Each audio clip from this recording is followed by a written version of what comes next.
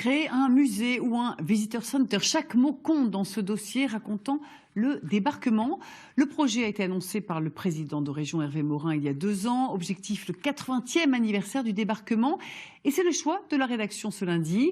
Ses adeptes parlent d'hommage aux héros. Les détracteurs résument le projet à un Diderland, un parc d'attractions sur cette page de l'histoire. Nous en parlerons dans un instant avec Claude Quettel, historien. Avant cela, écoutons les opposants rencontrés ce matin par Laure Marville et Christophe Meunier. C'est un projet colossal, mais dont on ignore encore presque tout, à part ces images de synthèse qui nous montrent des gradins mobiles pour les visiteurs, se déplaçant entre différentes scènes reproduisant le débarquement et la bataille de Normandie. C'est de l'immersif, et c'est ainsi qu'on pourra intéresser un nouveau public, et notamment les jeunes. C'est tout ça l'enjeu, et de trouver tous les moyens possibles, mais avec aussi toute la rigueur scientifique, historique, et donc de faire ça de façon extrêmement précise et rigoureuse, mais pour se dire, on ne touche pas toujours les mêmes. Et l'enjeu pour qu'il y ait cette appropriation, c'est d'être en capacité de s'adresser au plus grand nombre. Les opposants au projet ont d'abord attaqué sur l'aspect humain, le respect de la mémoire, malmené par le côté commercial, mais ils ont décidé d'entamer un nouveau combat. Malheureusement, le respect de la mémoire des morts ne constitue pas, semble-t-il, si je me trompais ce serait bien, un argument majeur pour que le projet soit abandonné, ne soit même pas présenté. Nous faisons glisser l'opposition sur le volet environnemental. Respecter la nature, les haies, les champs, en plein combat environnemental mondial, c'est plus porteur, sans doute, sur ces 32 hectares de terrains agricoles. Vous voyez les arbres là qui sont clairs, ça c'est à peu près la limite. Ça entre là-dedans. On ne peut pas voir la fin parce qu'il y a 3-4 séries de champs qui se suivent et vers la fin, ça descend même vers la baie d'Evet. À l'hôtel de ville de 40 ans, au cœur de l'espace historique, entre Utah et Omaha Beach, Jean-Pierre Leneur, le maire, ne comprend pas le déchaînement des passions autour du projet. Il y a des personnes qui écrivent des livres sur la mémoire. Personne ne conteste le fait que ces livres soient vendus. Dans les musées, il y a des prix, des entrées, il y a des boutiques, etc. Personne ne conteste le côté commercial des musées. Donc j'avoue que ces arguments, je ne les retiens pas. Pour l'heure, le maire est comme tout le monde. Il attend d'en savoir plus sur ce parc mémoriel. Mais vu les délais habituels des procédures juridiques et administratives, il semble déjà peu probable que tout soit prêt pour le 80e anniversaire du débarquement en 2024. Bonsoir Claude Quettel. Bonsoir. Historien. Alors quel débat autour de ce projet? Pourquoi tant de passion sur la façon de raconter cette page de l'histoire? Je vais peut-être commencer par dire que les Normands n'aiment pas le changement. Mais je crois qu'il y a procès d'intention. Mais c'est quoi au bout du chemin? Vous savez, moi je suis un vieux Normand. On dit en Normandie, on n'achète pas un cas en pouc. Vous comprenez? Traduction. On n'achète pas un chat dans un sac. Donc à quoi va ressembler le chat?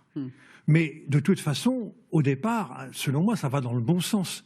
C'est-à-dire de servir le tourisme de mémoire qui a besoin d'être réanimé. La Normandie est tout à fait heureuse, nous, Normands, nous sommes tout à fait heureux d'accueillir des visiteurs, des touristes, et qui font du tourisme de mémoire, et sur le débarquement, sur la bataille de Normandie. Donc, au départ, oui, pourquoi pas, mais à quoi ressemble le chat? Mais vous, historien, vous le cautionnez, ce projet qui va raconter en immersion toutes les facettes du débarquement? Oui, parce que... visiblement, on est dans un projet de... Alors, le mot Diderland est malvenu, n'est-ce pas? Puisqu'il a déjà une connotation péjorative. Mais on va vers quelque chose qui est du spectacle. Mais pourquoi pas? Mais c'est le problème, ça va être de savoir où va s'arrêter le spectacle. À quel moment on arrête le curseur, ou à quel moment il ne faut pas aller trop loin. Mais si on veut conquérir, et je crois que c'est le projet des jeunes, un jeune public, un nouveau public, c'est fini les musées avec les cartels, les leçons d'histoire. Moi, j'ai suivi des élèves, moi, quand j'étais au mémorial.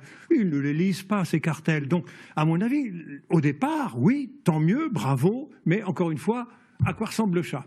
Alors, ce projet sera-t-il achevé pour le 80e anniversaire du débarquement? Les promoteurs du projet refusent pour l'instant de s'exprimer publiquement, mais Franck Beignet, bonsoir, vous les avez eus, vous avez quelques informations, notamment sur le calendrier. Oui, et pour eux, l'agenda sera tenu, c'est ce qu'ils disent. Ouverture en juin 2024 pour le 80e anniversaire du débarquement.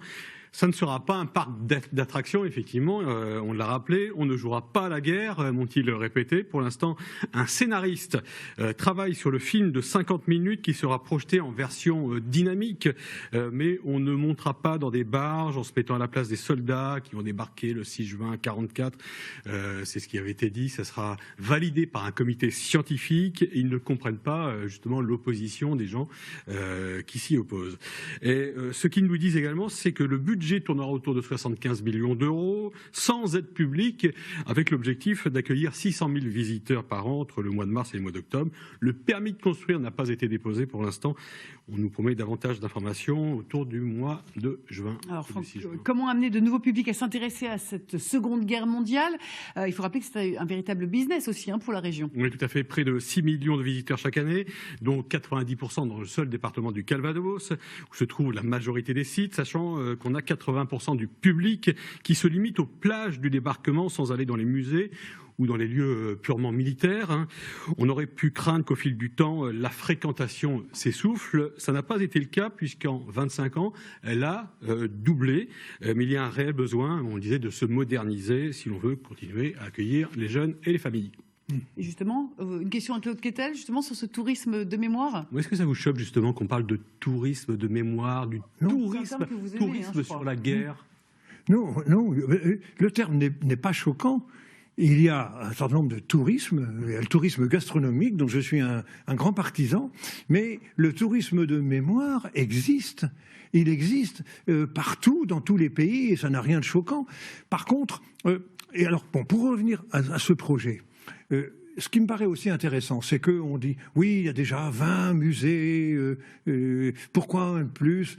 Oui, mais aucun ne raconte, à commencer par le mémorial, ne raconte le débarquement et la bataille de Normandie dans son entier. Donc si un nouveau projet déjà fait ça, qui rafle en quelque sorte la mise d'un point de vue historique, bravo. En même temps, tourisme de mémoire, moi j'aime pas le mot mémoire, encore moins le mot devoir de mémoire, mais j'aime bien le mot histoire. Il y a un devoir d'histoire. Nos jeunes, encore une fois, ils apprennent l'histoire du débarquement où ça? À l'école? Sûrement pas. Donc, voilà une façon de l'apprendre, et d'une façon, effectivement, pourquoi pas spectaculaire? Pourquoi pas spectaculaire? Vous trouvez qu'il y a un peu trop de conservatisme, quand même, pour cet apprentissage, cette page de l'histoire, très rapidement? Aujourd'hui? Oui. Il n'y a même pas de conservatisme, il n'y a rien. Alors, devant rien, il n'y a rien. Mais encore une fois, moi je me souviens à l'Imperial War Museum, vous avez une expérience de bombardement de Londres. Les gens sont secoués, ils reçoivent de la poussière, de la fumée. Mais ça ne choque personne parce que les jeunes, ça les éveille, ça les sensibilise à des événements d'histoire. Merci beaucoup, Claude Quettel. Et votre actualité, alors on vous doit le débarquement pour les nuls, ça nous aide chaque année. Merci beaucoup. Votre actualité, c'est la sortie donc de ce livre. Il était une fois la France, la guerre des Gaules jusqu'aux années Chirac. 609 pages, moi je dis bravo. Écrit gros. Ouais, mais quand même, le livre vient de sortir dans les bonnes librairies. Ainsi donc s'achève ce choix de la rédaction sur ce projet d'hommage aux héros de 40 ans.